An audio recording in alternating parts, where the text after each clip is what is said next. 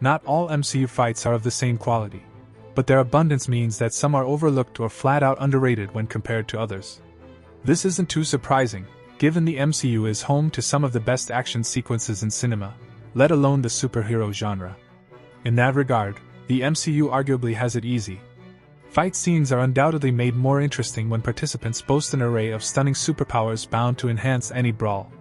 Then again, plenty of non-superpowered individuals whose hand-to-hand expertise more than makes up for their lack of frankly godlike abilities can also provide spectacle in spades.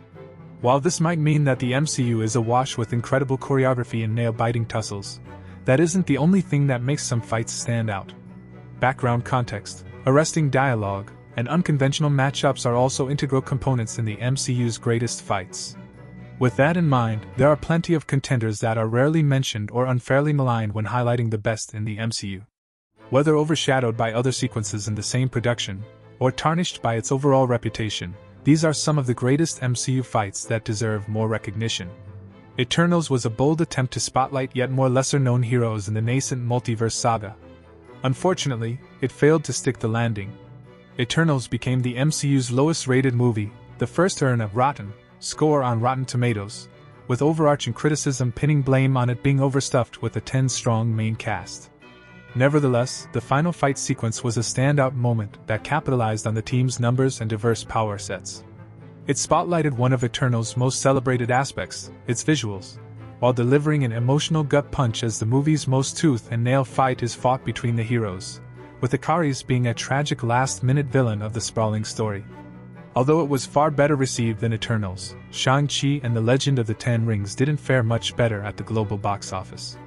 Still, it is championed primarily for its expertly choreographed fight sequences, with Shang-Chi's claustrophobic fight with Razor first aboard a bendy bus being frequently highlighted, with his emotional final fight with Wanda being a close second. This means that Shang-Chi's escape sequence atop some scaffolding in Madripoor is often overshadowed. This is despite the sequence hosting some of the best choreography and editing in the MCU, with part of the sequence even playing out in window reflections, and its entirety igniting the audience's latent acrophobia.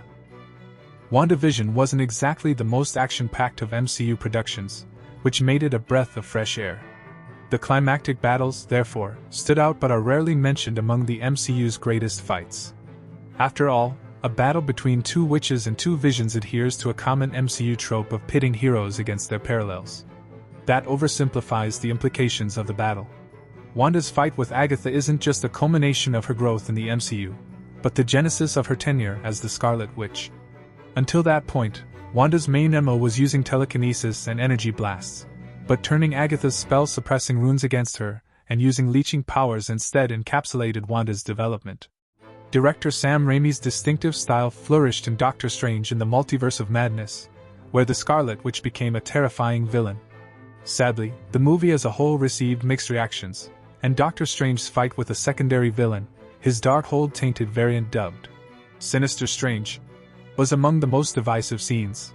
Proponents, however, argue, quite rightly, that the musical duel was a creative departure from the standard spell-slinging battles that MCU fans have become all too accustomed to. The unconventional idea cut through the fact that this was quite literally another hero fighting their mirror, and stands out as one of the most unique uses of Strange's skill set to date. The Marvels remains the MCU's lowest-grossing movie, which necessarily denotes that few people bore witness to its action sequences. The movie's villain, Dar-Ben, was accused of being underwhelming and vastly outmatched by Carol Danvers alone, but such accusations belie the spectacle of the Marvels' climactic brawl, which saw her face off against the full titular trio. Armed with a quantum band, a universal weapon, and some incredible fighting skills, Dar-Ben proved to be a force to be reckoned with. The Marvels' mastery of a unique displacement phenomenon also enhanced the battle significantly, bringing an entirely distinctive dynamic to a fight that easily became a highlight of the movie.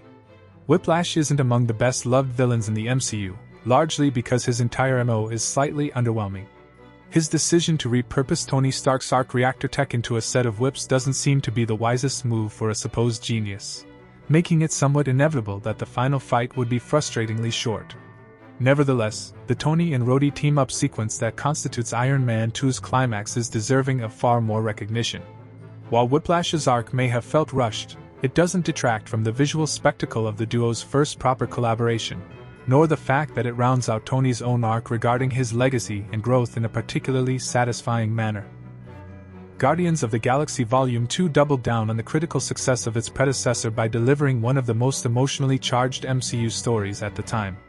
This put much of the attention on the scene that prompted many tears, the final fight sequence. This also meant that Rocket Raccoon's standout scene is consequently often overlooked. The scene in question sees Rocket defending his teammates from an encroaching army of Ravagers through a carefully laid sequence of traps that utilize some wildly entertaining alien technology, including mines that throw scores of enemies into the air. It also showcases how Rocket is more than his weaponry, as he skillfully dispatches 2 Ravagers with his bare hands. Because the Falcon and the Winter Soldier centered on the titular heroes and John Walker specifically, their respective arcs were central to the show's biggest action sequences.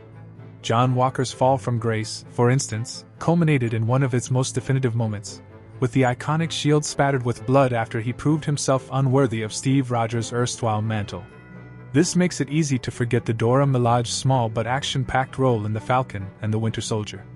Their first attempt to apprehend Zemo is one of the most impressive displays of the Elite Force's skills, as they almost effortlessly subdue the newly minted Captain America and Bucky Barnes in short order.